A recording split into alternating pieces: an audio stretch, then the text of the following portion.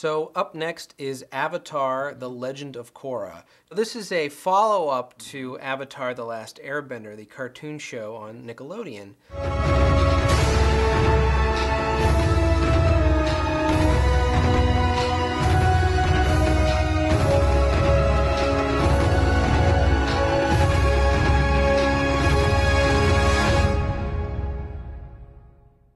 Salim, you've just seen it? Indeed, I have. Tell us about it. I'm actually very excited to talk about this show. This is my hidden gem.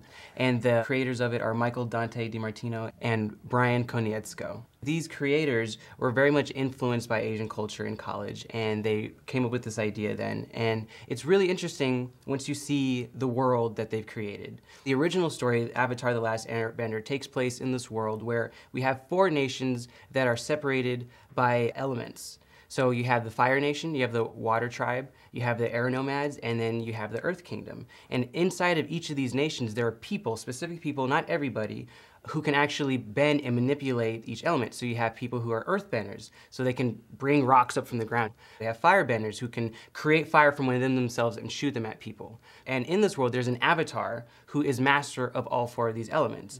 And he's basically the gatekeeper. He keeps everybody in line. So the first series is about a young avatar who is 12 years old named Aang. The next series is 70 years in the future. So the next avatar is in the Water Tribe, and it's a girl, her name's Korra. So very different from Aang, she's already master of 2 elements, and very sheltered. And she goes to this New Republic city, which is a haven for all airbenders. But this new world has a lot of animosity towards benders, because there's still a lot of regular people who don't have these powers. And the benders have pretty much taken over all the power positions in this new world. We will tear down the bending establishment! What are you talking about? Bending is the coolest thing in the world! She not only learns more about herself as an avatar, but more about what it takes to be a young woman. It's not your typical teenage story about her trying to get a guy to like her. It's very much about her finding herself and figuring out her powers. What are some of the adult themes that they bring into the show that kids will learn something from? One of the adult themes that they actually talk about are about gangs. One of the firebenders that Korra meets mentions that he had to join a gang, and Korra kind of looks down on him because of this. And when he mentions to her that he had to join the gang in order to get food, she kind of realizes, oh, she was very privileged. And it's something that she might not understand fully, but slowly will understand as the time goes on. What style of animation is it? Is it Japanese anime? Is it American style?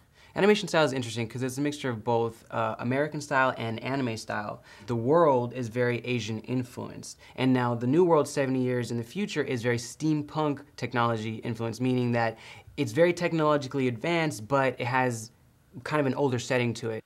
So what did you think about the Last Airbender movie? I don't want to talk about it. Yeah, I don't blame you. There was a Last Airbender movie? But why don't you take your ticket and give us your verdict? All right. The Legend of Korra, one of the best cartoons on TV right now. See it.